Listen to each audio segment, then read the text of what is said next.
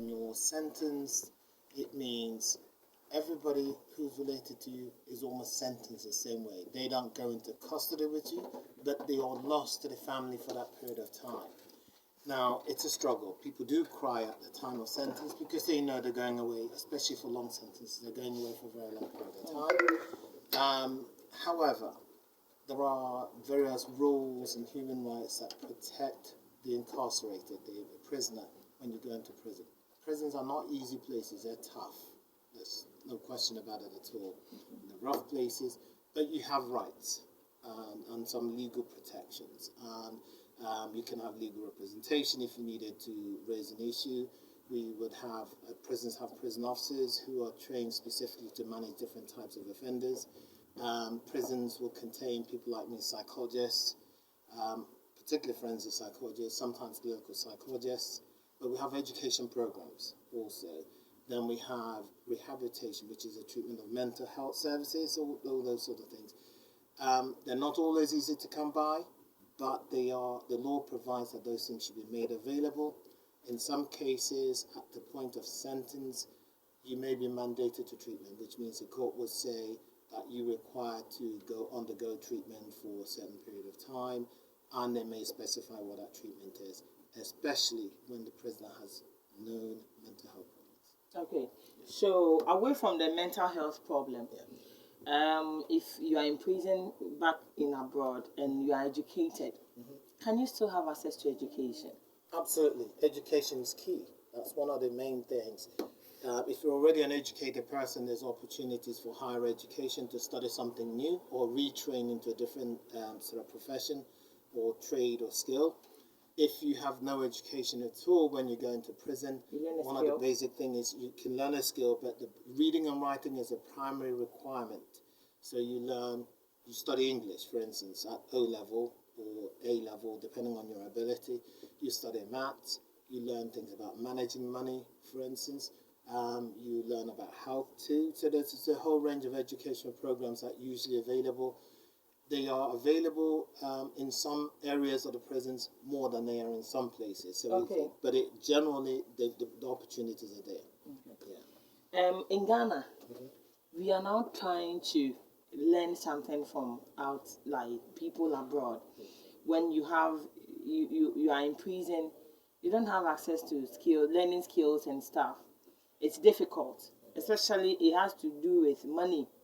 There's bribe everywhere, corruption. I would have to pay for it before any relative of mine, in prison can learn a skill. Right. There is just note that when we help you out, you might even run away and then not come back. Right.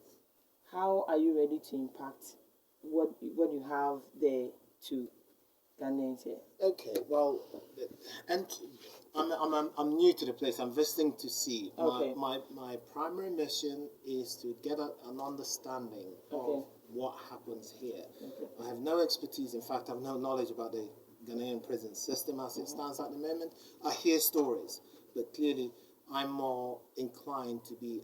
I'm as a forensic scientist, one of the things that you base your information is evidence.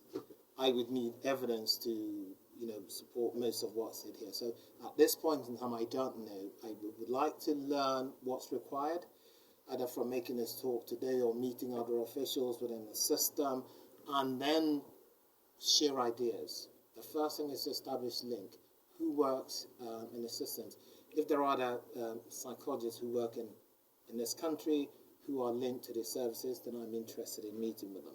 My work is not restricted to prisons, but it is primarily one of the things that a forensic scientist does. Okay. Yes. Okay.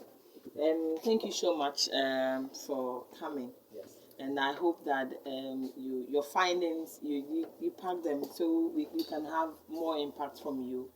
Yes. I'm being shown around places, and there's some meetings arranged for me to meet some officials and have conversations. But this is a fact-finding and a sort of a making link, establishing contact, and perhaps opportunities for the future where we can sort of link up and see how exchange of services is possible. Okay. We have a whole lot of Ghanaian dishes that you like, so make sure you enjoy all of it. So next time you can recommend some for someone too. Okay. Well, Especially the banquet and the fufu. I'm certainly learning about the dinners. Whether I'll eat them myself is a different matter, but I'm learning about them because I know people who are interested in coming here. So the other thing is that Ghana's being quite promoted heavily in the Western countries now as a place to be. There are some individuals who have YouTube sites about broadcasting, you know, about Ghana. So I'm interested in all of that. Okay. Okay. Last but not the least, let's talk about experience. Experience, yeah. Has there been something different?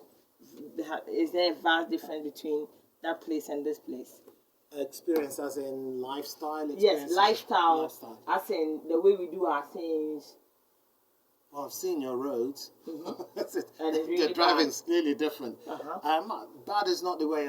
Again, we don't define things in terms of good or bad. It's defining about things that are better or that can be done differently. Okay. Good or bad tend to have negative connotations, and they're very black and white. It simply means when you say something's bad, you disregard it, and there's no scope of improving it. When things are good, you think it's wonderful, therefore we do nothing else about it.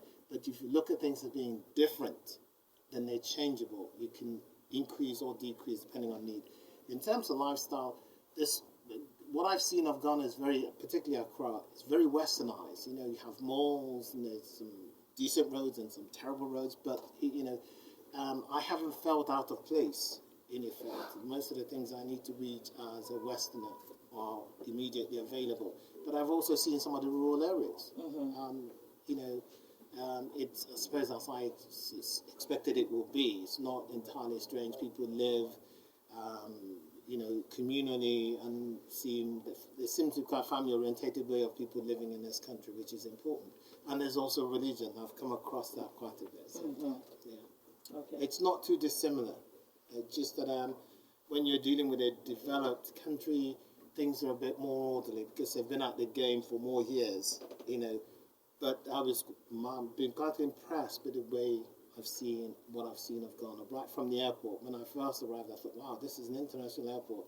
That's actually new. Air conditioning works, that sort of thing. And it was orderly. It was wonderful to see. Wow. At least we have something that when you go back, you'll go and talk about. Oh, without question. Have you tasted mango yet? I have, yes. I've had some been served chopped up and stuff like that. I've had them as a fruit juice as well. I've had pineapples, And the taste? Very nice, excellent. It's natural.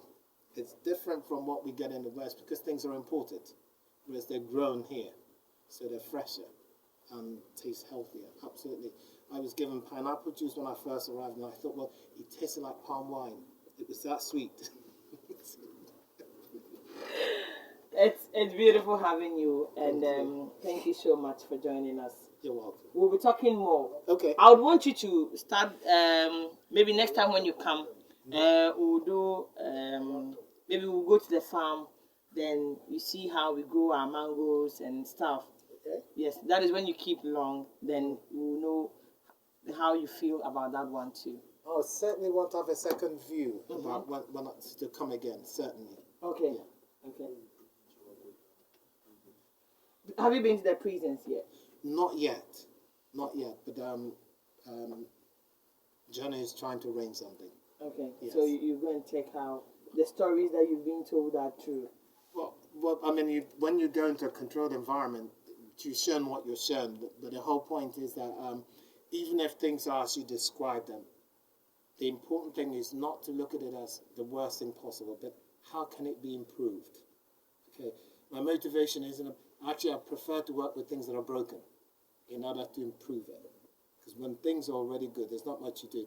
If the conditions are terrible in the prisons, as you've described them this morning, then what somebody like me could do is offer ways to make it different. I'm used to developing things from scratch. In 2001, we built a therapeutic community for 200-bed site. It was built from scratch, and we brought new people in. It was a place to rehabilitate offenders. Many of them had no idea about rehabilitation until the time we brought them into the service.